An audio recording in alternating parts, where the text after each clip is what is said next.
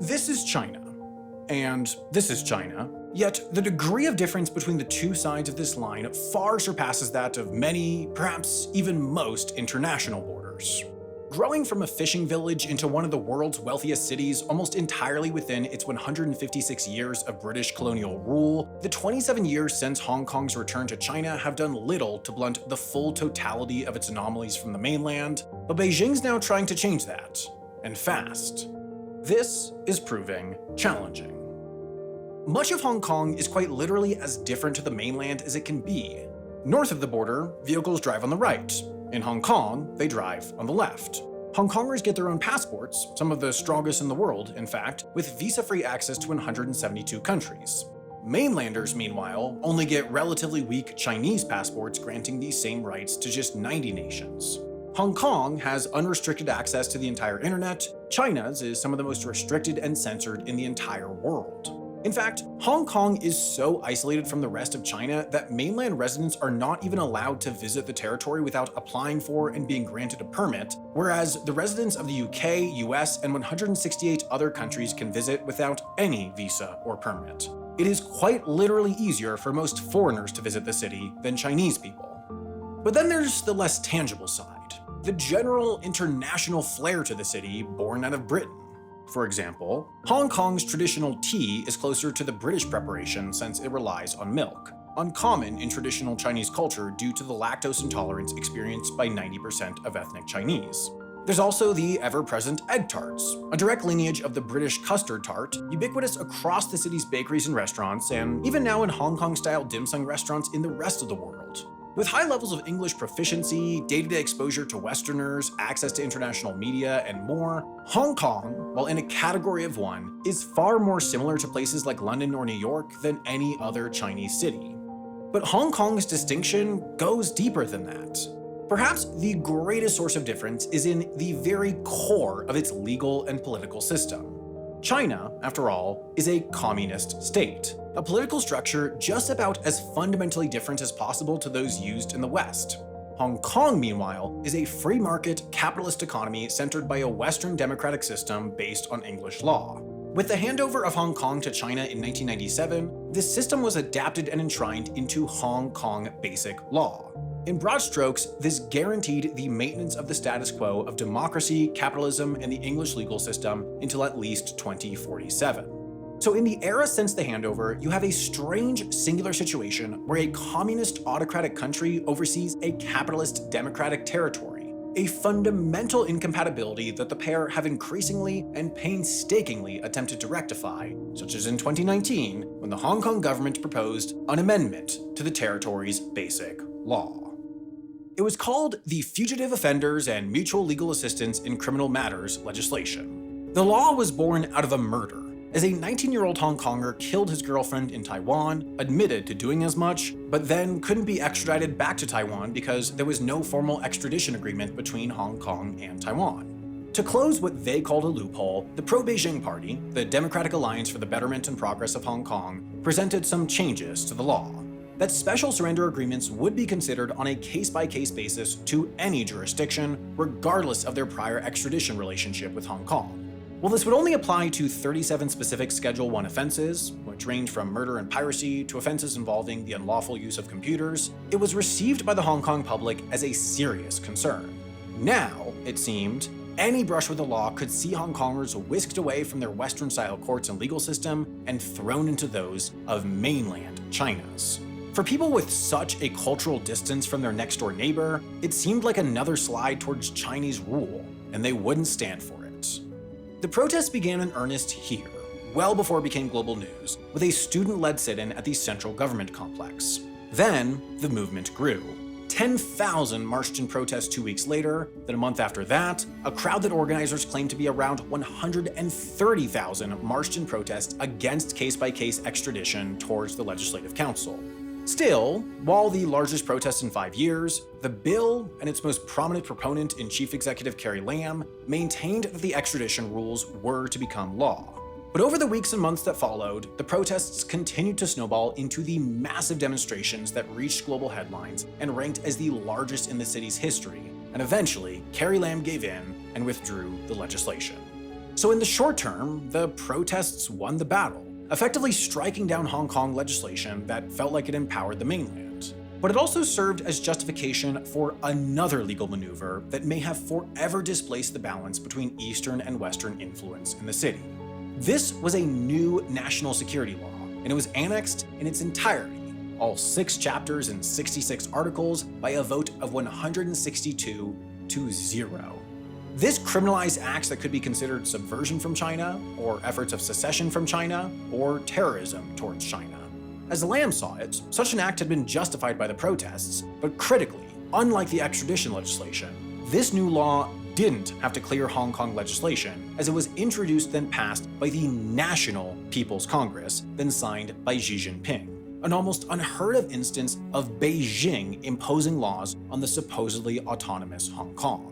This was a massive break from the norm. While similar security legislation had been presented in 2003, it was brought to the fore by Hong Kong officials and it was subsequently dismantled by protesters. But now, in the grips of a global pandemic that had Hong Kongers assembling in no larger than groups of 8, and in the wake of what China viewed as a secessionist and terrorism upswell in the year prior, the nation took legal reform into its own hands. The legal case to do so was dubious. The Hong Kong Bar Association protested, the Western world strongly denounced the move. But strangely, the streets were quiet. Unlike during previous perceived oversteps by China, Hong Kongers didn't take to the streets, they didn't organize in the thousands around the universities. Rather, when reporters asked about the new laws, they stayed suspiciously mum. And one by one, organizers and activists focused their energy not on saving Hong Kong's special status, but getting themselves and their families out of Hong Kong as quick as possible. As the UK opened up a path to citizenship for Hong Kongers who lived in the city during British rule, well over 100,000 opted to move to the former colonizer, while hundreds of thousands more opted to move elsewhere. For many, confidence was lost that the territory could ever return to what it was before. But it is worth noting, Hong Kong has never been a true full democracy with universal suffrage. For much of the colonial period, like most colonies, Hong Kong was essentially ruled outright by the governor, who themselves was the representative of the British monarchy. But in the 1980s, the system started to evolve into something closer and closer to universal suffrage, where everyone gets to vote. In the 1990s and 2000s, the territory experienced its most representative form of democracy ever, yet from the 2010s to today, this has started to regress as Beijing institutes a series of so-called reforms. Now, Hong Kong's election system quite literally may be one of the most complex in the entire world, but much of it stems from what's called the Election Committee. This is a 1,500-member body who votes for the chief executive, the head of the government. How this body is formed is convoluted and has changed with each of the last 3 elections. In the 2016 election, though, 106 of the positions were just directly appointed. The president of the Hong Kong Polytechnic University, chairperson of the Drinking Water Safety Advisory Committee, and chairman of the Antiquities Advisory Board, for example, each automatically gained a seat in the election committee. But the vast majority of seats were themselves voted upon by so-called functional constituencies. In 2016, there were 38 of these, each representing a variety of interests. There was one for the financial sector with 18 seats, another representing Chinese medicine with 30, even one representing religious interests with 60 seats. Now, each functional constituency itself has a different way of determining who fills its election committee seats. Some, like the education constituency, allow for widespread voting. Every registered teacher and many higher-level administrative staff in educational institutions are allowed to vote on who they send to the committee, and therefore have an indirect say in who gets appointed as chief executive of Hong Kong. But bizarrely, about 42.5% of total election committee seats were voted upon by organizations and corporations. In the finance constituency, any registered bank that has been operating for at least 3 years votes. Not individuals working at the banks themselves. Yet for other constituencies, like that of transport, the eligibility criteria is simply just a list of companies. There are 229 that can register to vote in this constituency, and that's how Gate Gourmet, for example, the Swiss-owned airline catering company, ends up with the right to vote for the individuals who then go on to vote for the most powerful politician in the territory. Clearly, this system had its critics. The very fact that the head of government was voted on by 246,440 voters, rather than all 7 million residents of the territory, would be enough to elicit controversy. But then there's the question of the composition of this voter base to begin with. Politics in Hong Kong typically are split into the so-called pro-Beijing and pro-democracy camps. There's the group that supports increased control by the central government, then there's the group that supports increased autonomy and democracy for Hong Kong. These functional constituencies, and therefore the election committee, consistently skew more towards the pro-Beijing camp than the general public. For example, in the 2012 Legislative Council elections, some seats were voted upon by the general public in geographic constituencies, while others were voted upon by the same functional constituencies. The pro-democracy camp actually beat the pro-Beijing camp in the directly elected seats, winning 18 to their 17. But considering pro-Beijing won the vast majority of functional constituency seats, 26 to pro-democracy's 9, the pro-Beijing politicians won a strong majority in the Legislative Council, as they have in every single election in the Chinese era. But something changed in late 2019. In the midst of the wide-scaled anti-extradition protests, the territory held its district council elections, essentially the local elections. Unlike the territory-wide legislative council or chief executive elections, the vast majority of district council seats were directly elected by the general public, and the pro-democracy camp showed up in force. For the first time ever, they won in the popular vote, a full 57%, and won a colossal 388 of 452 seats, an absolutely massive jump from their previous total of 126. With the Legislative Council and Chief Executive elections on the horizon in 2021 and 2022 respectively, Beijing decided it needed to make some changes if it were to ensure its supporters stayed in power. China's National People's Congress, which itself is a body whose members are technically elected, but in a process almost entirely controlled by the Chinese Communist Party, voted in 2021 to reform the composition of Hong Kong's Legislative Council. Previously, half of the 70 seats were directly elected by the general public, while the other half were elected by the functional constituencies. But now, there'd be 90 total seats with just 20 directly elected by the public, 30 elected by the functional constituencies, then another 40 elected by the election committee, which itself, of course, was made up of members voted in by the functional constituencies. Overall, this massively tilted power away from the people and towards the historically pro-Beijing functional constituencies. But that was far from the full extent of the reforms. The election committee, despite its perfect history in voting in a pro-Beijing chief executive, was itself reformed too. Typically, the strongest block of support for pro-democracy politicians comes from the functional constituencies made up of people rather than institutions. For example, the education constituency, made up of 85,000 teachers, academics, and administrative staff, was always one of the few pro-democracy constituencies. But with the 2021 reforms, the number of seats filled by these functional constituencies made up of real people was slashed, many by half, some by 4 times. Meanwhile, the number of seats voted in by companies and organizations stayed about the same, while they also added more than 300 new ex officio seats, those filled by someone already in another position, in this case almost all inherently pro-Beijing positions. If that wasn't enough, all candidates for essentially any political position in Hong Kong now had to be approved by a candidate review committee, one that follows ambiguous criteria and has absolutely no mechanism for appeal. The members of this committee, that decides among other things who can run for the seats that vote for the chief executive, are directly appointed by the chief executive. Democracy is dead in Hong Kong. The pro-democracy camp, which just years ago was able to win the popular vote, now has absolutely no viable path towards any position of power. China has remade the city in its own image, a political system that claims to represent the will of the people, but in actuality hands near complete control over to the central government. Beyond and because of the changing political system, there's now also a widespread trend of Hong Kong becoming more integrated, literally, functionally, and culturally, with the mainland. In 2018, a $20 billion bridge opened connecting the peninsula to both Macau, another autonomous territory, and the mainland on the other side of the estuary. This was considered by many a symbolic project more than anything. After all, there was already a reliable and popular network of fast ferries connecting Hong Kong to Macau, and road traffic between both territories and the mainland is quite limited. The territories drive on the opposite side of the road as the mainland, and even then, driving a vehicle across the border requires a separate driving license, a permit, separate insurance, and approval by the neighboring Chinese region, so very few even attempt it. But a far more practical connection opened with the West Kowloon railway station in 2018. This connected Hong Kong to the Chinese high-speed rail network, meaning one can now travel non-stop well over 1,000 miles across the country to Beijing or Shanghai in about 8 hours. This was also controversial. After all, to make it non-stop, without a long wait at the border, mainland Chinese immigration would have to happen at the station itself. This meant that mainland officials would operate within Hong Kong, and, most problematically to supporters of Hong Kong's autonomy, mainland law would be enforced after the immigration checkpoint, meaning there is now this small area in Hong Kong within West Kowloon Station and on the tracks out from it, where many believe basic law, stipulating the autonomy of Hong Kong's legal system, has been violated.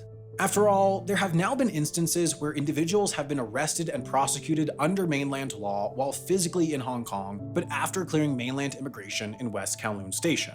Beyond the increasing physical connection with the mainland, there's simultaneously a mounting intangible alignment with China.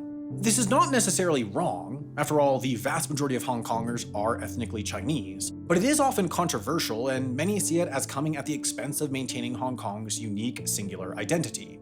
For example, the newly opened $500 Hong Kong Palace Museum displays artifacts from the Beijing Palace Museum and focuses on educating the public about the history of Imperial China. But they've been very careful to phrase it as a partner, not a branch of the Beijing Museum, even if in function it could be either. Critics suggest that its development could have been forced through by Beijing as a form of cultural propaganda, as Chief Executive Carrie Lam approved its construction without any consultation from the Legislative Council or public, and critics say this is a violation of the rules of the cultural district in which it's built. COVID was another example of alignment with China.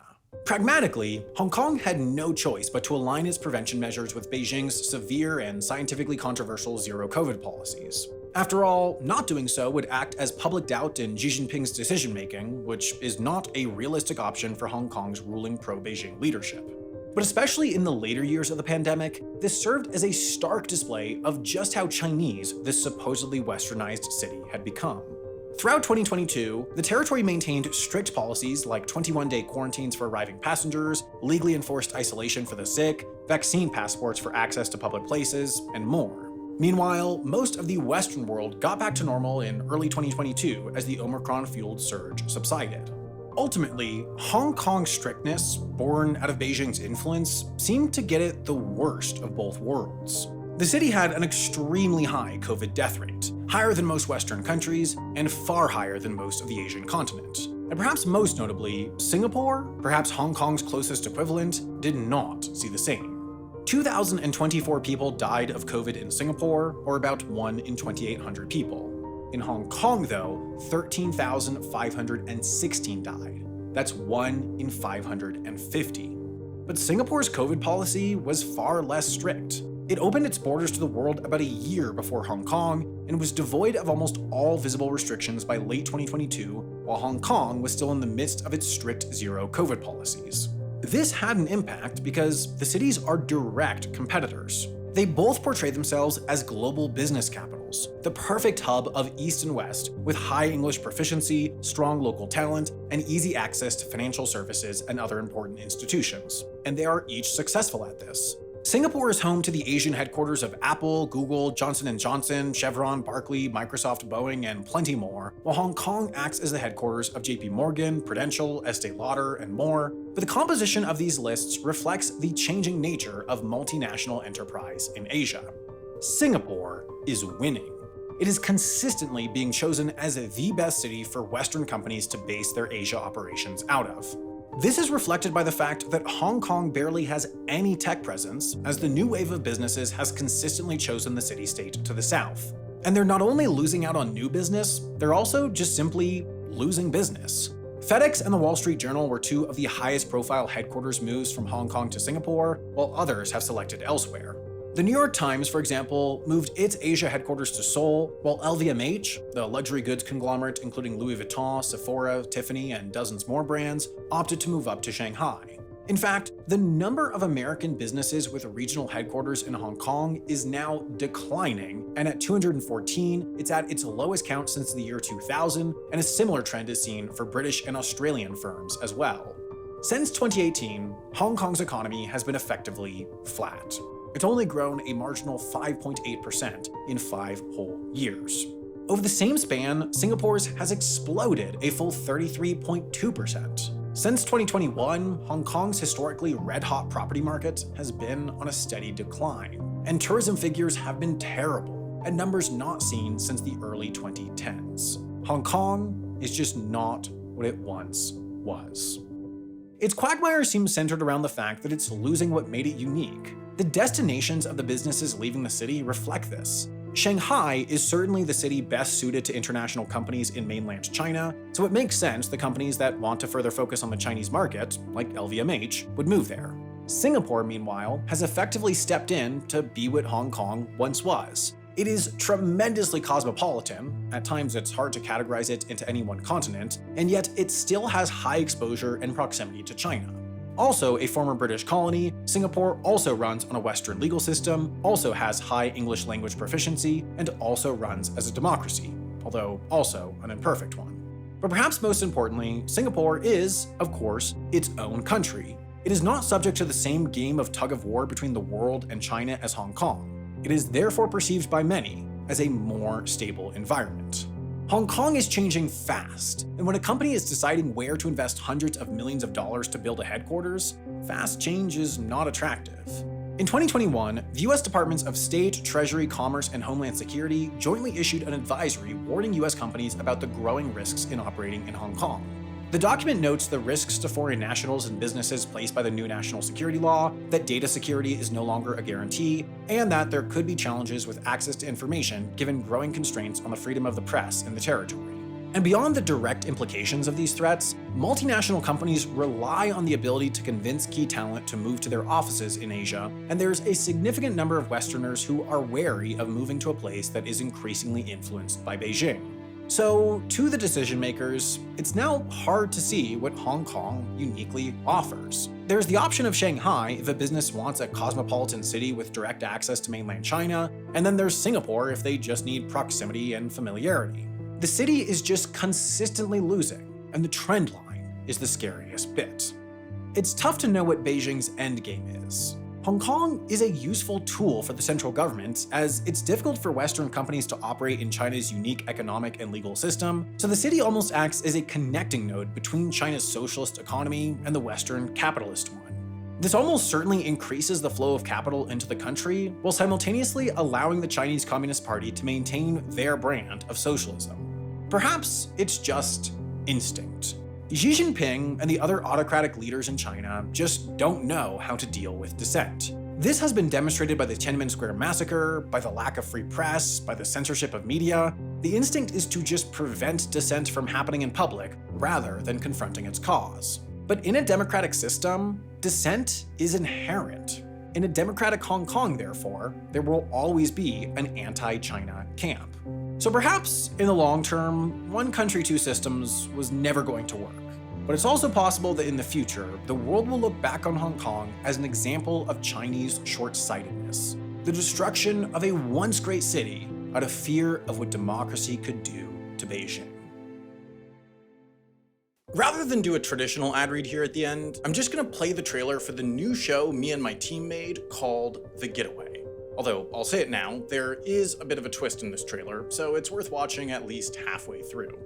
Welcome to The Getaway, where these 6 creators are taking a road trip to transport a $10,000 prize across the Great American West. The problem? There's a snitch among them, sabotaging the group at every turn. But who is it? The gamer? Am I 1,000% sure I am not the snitch? Absolutely. The zoologist? Is there nothing I could say to change your mind? The therapist? You guys trust each other, like actually trust each other. The card counter? I'm not throwing shade at you, but the way that I think it would be smart to do it. The finance guy? This snitch thing is very stressful. I go to bed at night and I worry. The political scientist? I have this suspicion that we did get the snitch. You really never know. You ready to find out? Sure. Okay. It's a tense moment. Okay, here we go. What am I? Nice. Oh, yeah. So here's what's actually going on. We really like shows that have, like a sabotage element. but there's already like so many that have a saboteur. Exactly. Okay, all right. And now I have this special role. I'm really carrying this entire series. There's even a bunch that have a couple of saboteurs. Boston, I don't believe in. Jersey, I don't believe. It's Boston. Boston was never the city. But as far as we know, there's none that have everyone as the saboteur. And we thought that would be funny. In some way, I'm like, are there two snitches here? Because if you...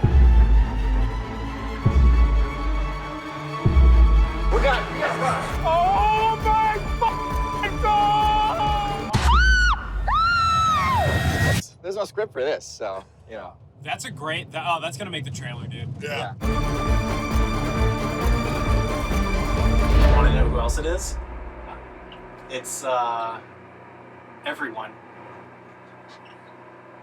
You mother.